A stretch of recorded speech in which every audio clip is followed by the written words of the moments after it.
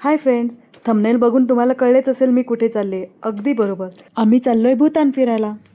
हे Navi Mumbai international airport आहे. आता आम्ही इंडिगो एअरवेजने बागडोगरा इथे जाणार आहोत.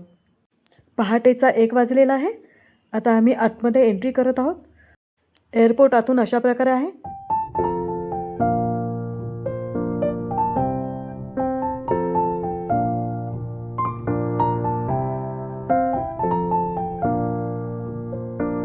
इथे बॅगेज चेक इन झाले आणि आतमध्ये बसण्याची सोय इतकी सुंदर होती. हे बघा,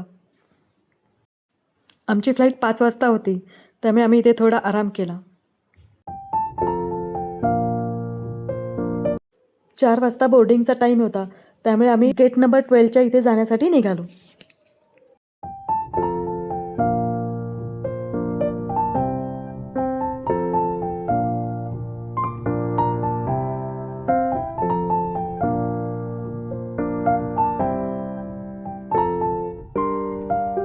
सकाळी 7:30 वाजता आम्ही बागडोगरा एअरपोर्टवर अगदी वेळेत पोहोचलो.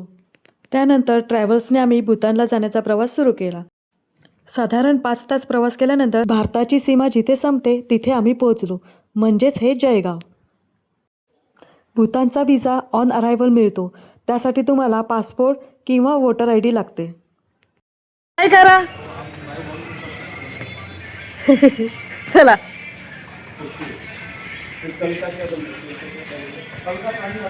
तुम्हाला चालत असताना उजव्या साईडला जी भिंत दिसत आहे त्या भिंतीच्या पलीकडे भूतान आहे. चालत चालत आपण इमिग्रेशन सेंटरला आलो सुद्धा. आता आम्ही इमिग्रेशन प्रोसेस करून घेतो. इथे शूटिंग अलाउड नाही आहे. फ्रेंड्स, फक्त 10 मिनटात आमचे इमिग्रेशन झाले आणि हे बघा, आपण भूतानमध्ये एंट्री केली. अतिशय सुंदर स्वच्छ असे हे भूतान. हे भूतानचे फुनचोलिंग गाव आहे.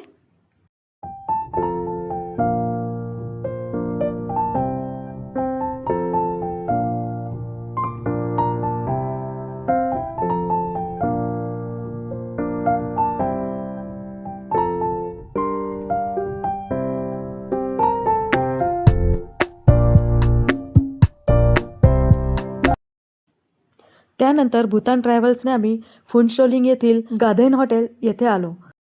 इथे आम्ही 1 रात्र राहणार आहोत.